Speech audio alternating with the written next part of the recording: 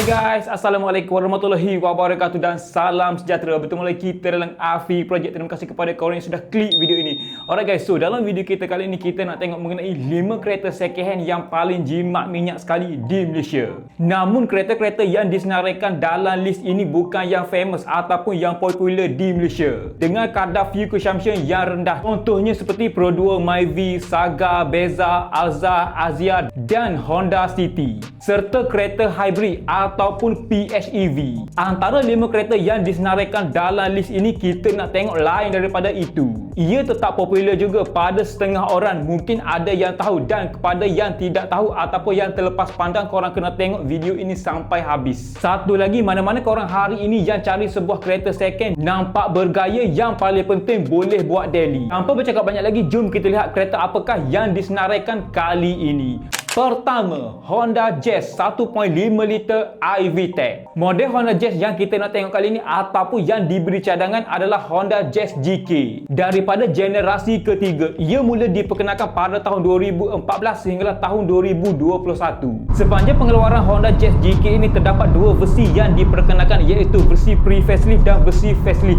Manakala untuk tahun 2017 sehinggalah tahun 2021, ia menerima versi facelift menggunakan enjin 1.5 liter iVTEC. Ianya mampu mencapai kuasa 118 horsepower dengan transmisi CVT. Honda Jazz GK daripada generasi ketiga ini memang terkenal dengan ketahanan dan fuel consumption yang rendah. Jika bawa dalam bandar campur highway, mampu capai jarak perjalanan 15 ke 18 km untuk per liter. Namun ianya bergantung juga pada cara pemanduan dan keadaan jalan. Dalam masa yang sama, ia antara kereta hatchback ataupun kereta kecil yang mempunyai boot yang agak luas. Kalau tak silap saya, sekitar 358 liter. Ditambah pula seatnya boleh dilipat, menjadikan ianya sebagai sebuah kereta kecil yang boleh bawa banyak barang. Harga pasaran untuk Honda Jazz GK pada hari ini bermulanya daripada harga RM25,000 sehinggalah harga RM65,000, bergantung pada tahun serta kondisi. Yang paling penting di Malaysia ini, kereta merupakan antara kereta value for money. Untuk jual semula di kemudian hari pun mungkin tidak ada kerugian yang besar. Kedua, Toyota Yaris 1.5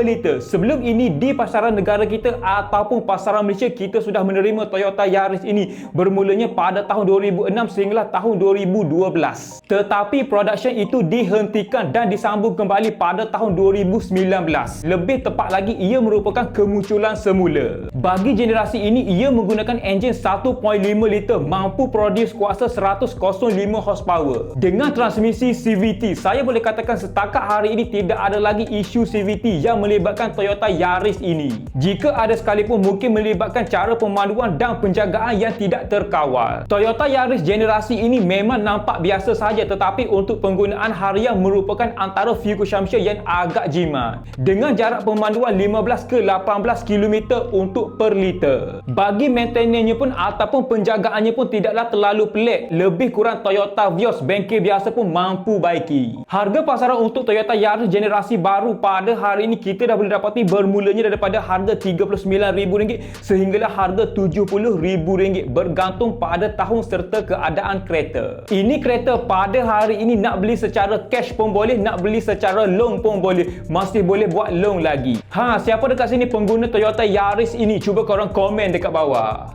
Alright guys, seterusnya kita masuk yang ketiga. Ia adalah Suzuki Swift 1.4 liter. Untuk Suzuki Swift yang ada di Malaysia pada hari ini ada 4 generasi kesemuanya. Namun yang kita nak tengok kali ini daripada generasi ketiga Suzuki Swift, yang mana mula diperkenalkan pada tahun 2013 sehinggalah tahun 2017.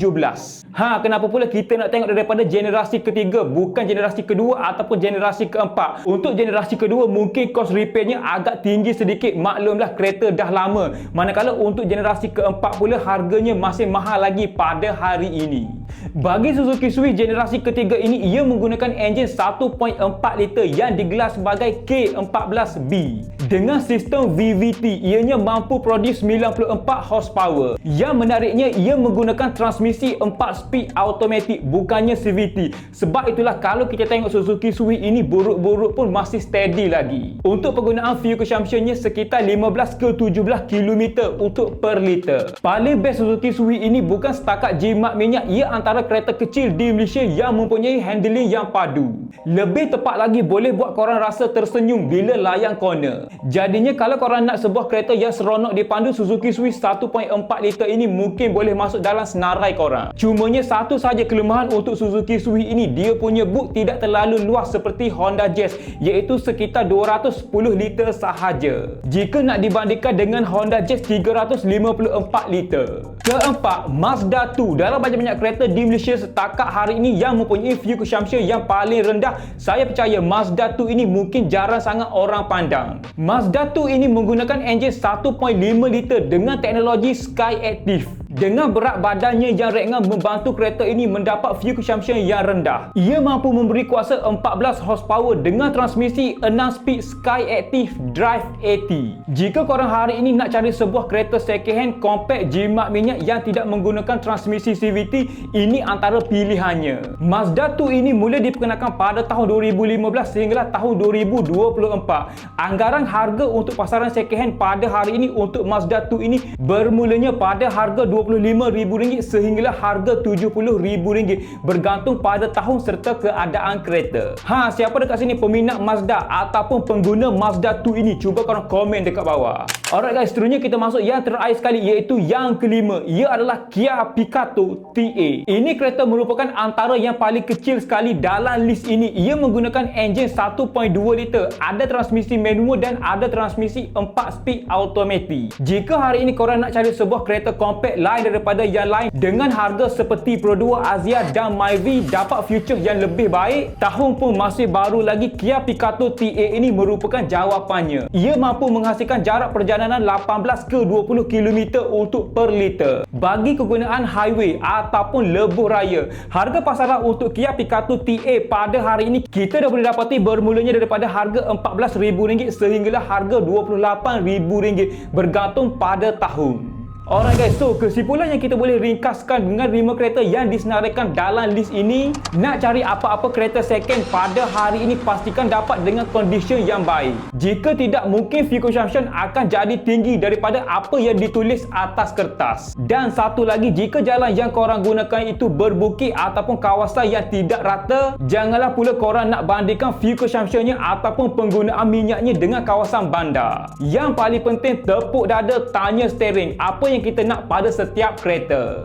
Okey guys, so saya rasa sampai di sini sajalah video kita untuk kali ini. Macam biasa, jika anda dapat sedikit sebanyak info ataupun knowledge daripada video kali ini, saya hargai sangat jika anda bantu saya dengan 2 klik, iaitu klik tombol subscribe dan klik button like dekat bawah ni. Pastikan korang tinggalkan komen di bawah dan cadangkan apa yang korang rasa perlu untuk saya review ataupun sebagainya. Terima kasih.